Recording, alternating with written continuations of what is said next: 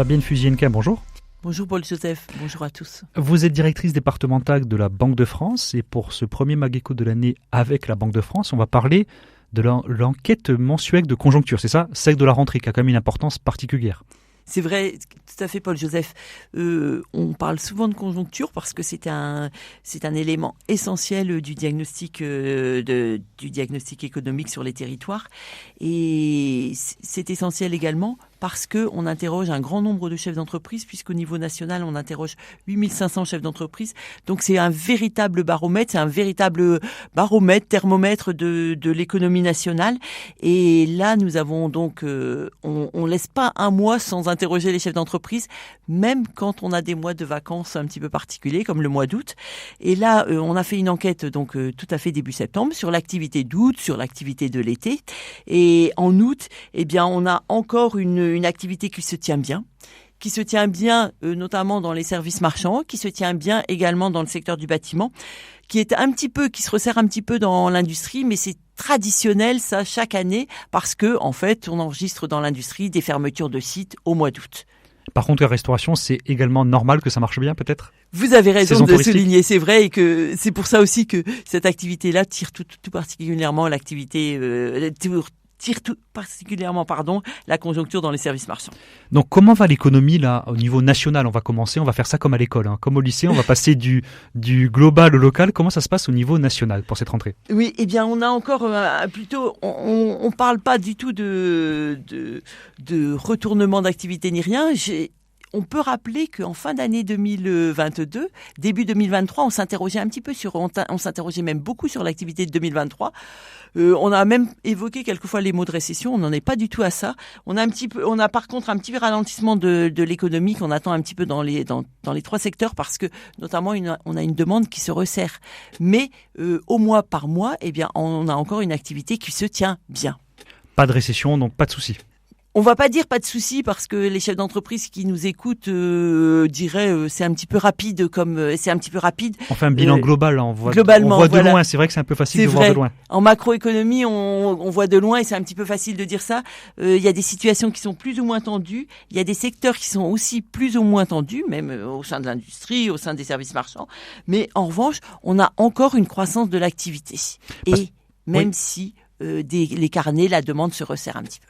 Là, je regarde une dépêche de l'AFP du 12 septembre, des perspectives encourageantes sur l'inflation. Bon, j'ai l'impression que c'est un peu contradictoire ce qui se dit. Est-ce que vous pouvez nous en dire un petit peu plus, Fabienne ? Oui, c'est parce que, en fait, on évoque bien entendu l'inflation, c'est une maladie actuellement, c'est vraiment une maladie pour l'économie en France actuellement.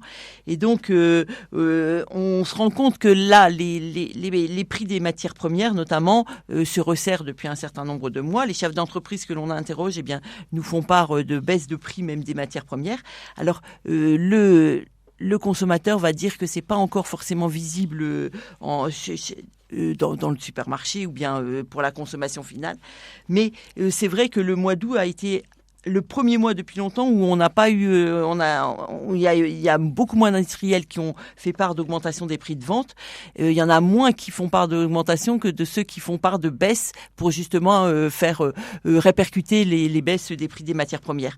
Donc cette inversion-là, elle laisse penser que le mouvement des inflations va aussi se poursuivre au cours des prochains trimestres, même si on sait qu'on a encore les effets des chocs des matières premières et que actuellement on parle aussi de certaines matières, notamment les prix des carburants qui sont encore élevés.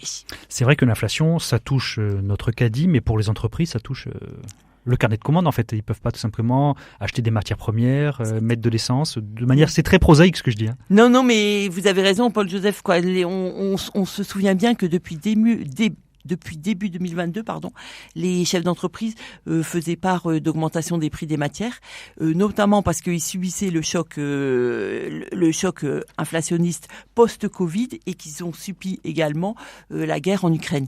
Donc ils ont fait face à des augmentations très sensibles des matières premières. On se souvient notamment du prix du gaz.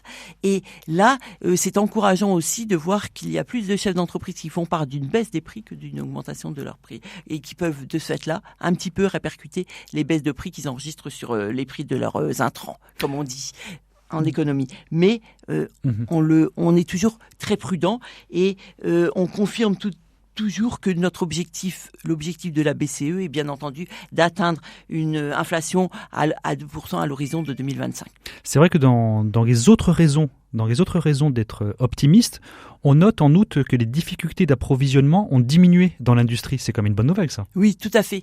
On atteint quasiment un niveau d'avant Covid ? Exactement. On n'a pas depuis atteint ce niveau-là, c'est ça ? Exactement, Paul-Joseph. On interroge depuis justement près de 2 ans, on interroge les chefs d'entreprise sur leurs difficultés d'approvisionnement, parce que les difficultés d'approvisionnement, ce sont aussi des chaînes de production qui peuvent être interrompues, et de ce fait-là, des problèmes de livraison, et donc des problèmes également. Ça veut dire également, si je peux pas vendre, eh bien ça veut dire aussi des problèmes de trésorerie ensuite. Et les chefs d'entreprise font beaucoup moins part de difficultés d'approvisionnement. Preuve qu'il y a un petit peu que la situation redevient comme avant justement la crise. Donc moins de difficultés d'approvisionnement. On a encore des secteurs qui sont un petit peu touchés, notamment par les composants électroniques, mais c'est beaucoup moins cité. Et aussi, on a un petit peu moins d'entreprises qui nous font part de difficultés, quelquefois aussi de recrutement. C'est vrai que c'est un autre problème récurrent, ça. Oui. Qui a augmenté avec le Covid, il me semble ? Qui avait beaucoup augmenté avec le Covid. On a tout de même encore une entreprise sur 2 nous fait part encore de difficultés tout de même à recruter ou à avoir du personnel qui soit suffisamment stable. C'est surtout dans l'aéronautique, ça. Oui, du personnel très qualifié quelquefois, mais aussi même pour l'ensemble du personnel. Ces 8500 entreprises qui ont été donc interrogées entre le 29 août et le 5 septembre, c'est au niveau national. Ça, c'est au niveau national. Et exactement. Au niveau Pays de la Loire ? Au niveau Pays de la Loire, on interroge également, de toute façon, des entreprises qui concourent, dont les résultats sont bien entendu utilisés au niveau national, mais au niveau Pays de la Loire, eh bien, la tendance également est la même, puisque l'activité a progressé à la fois dans le secteur du bâtiment et dans les services marchands, et qu'elle est un petit peu plus et après, dans la production, la production industrielle, c'est plutôt replié. Mais là également, il faut mettre un petit bémol, puisque le mois d'août est marqué aussi par des fermetures de sites dans notre région. On note une bonne tenue des carnets de commandes en général, quand même, en Pays de la Loire. Voilà. Et ça, c'est encourageant. C'est aussi certainement parce que on a beaucoup d'entreprises qui sont dans des secteurs de pointe, et donc des carnets de commandes qui se maintiennent dans notre région. Aussi. Ce sont combien d'entreprises qui sont sondées, interrogées en Pays de la Loire ? Je peux même, au niveau départemental, on interroge près de 70 entreprises. Donc, département de la Sarthe, nous interrogeons environ 70 entreprises, et c'est près de 500 au niveau de la région. Et ce sont les mêmes chaque année ? Comment est défini le panel ? Panel, ça fait très sondage, je sais, mais... Non, c'est important de l'expliquer, vous avez raison. En fait, nous interrogeons un panel d'entreprises ou un échantillon d'entreprises qui correspond aux effectifs que nous avons à l'URSSAF. C'est-à-dire que si ce sont les entreprises de l'agroalimentaire qui sont le plus représentées dans l'industrie, eh bien on interrogera plus d'entreprises de l'agroalimentaire. Donc on a un panel d'entreprises, un échantillon d'entreprises qui correspond à nos effectifs salariés. Ces enquêtes de conjoncture, est-ce qu'elles concernent aussi l'inflation pour les particuliers ? Eh bien, on fait pas elle concerne l'inflation, parce que l'inflation pour les particuliers, l'inflation, elle est globale. Et en fait, on parle beaucoup d'inflation pour les particuliers parce que ça touche tout le monde. Oui. Et ça touche le caddie de la ménagère, et parce que c'est particulièrement sensible, et parce que la hausse des prix a été particulièrement sensible sur un certain nombre de denrées alimentaires. Mais l'objectif de 2%, il concerne aussi le panier des ménages. Il n'y a pas plusieurs types d'inflation, il n'y a qu'une inflation qui est autour de 5% actuellement, et que la BCE s'engage, c'est un engagement à réussir à contrôler, à revenir à 2% à l'horizon 2025. Et dernière question, quelles sont les prévisions ? Alors, c'est important de parler des prévisions, parce que justement, on parlait des prévisions macroéconomiques, et donc on va les présenter cette semaine.